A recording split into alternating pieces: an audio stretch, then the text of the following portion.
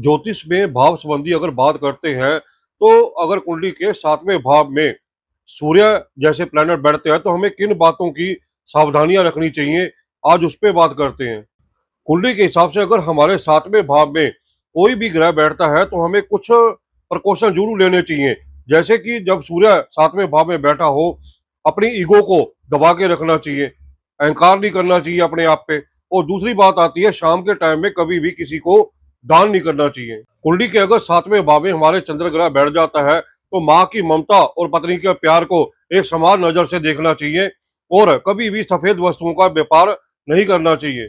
जब भी कुंडली में 7वें भाव में बुध ग्रह बैठता है, तो ऐसे में कभी भी साझेदारी में काम नहीं करना चाहिए किसी के साथ भी।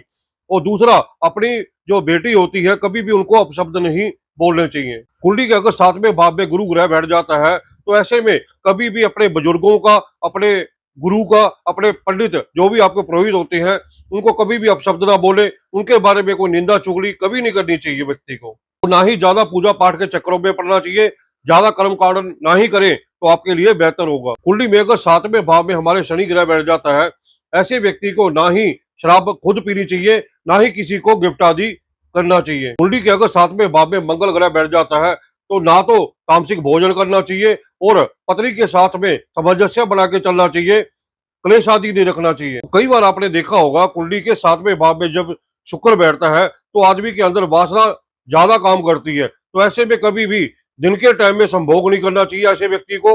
राहु अगर 7वें भाव में बैठा है, तो जुआ सट्टा लॉटरी से बचें। और केतु अगर आपके 7वें भाव में बैठा है, तो दी हुई जुबान को कभी ना तोड़ें, यानी कि किसी से भी कमिटमेंट करें तो उसको पूरा करें।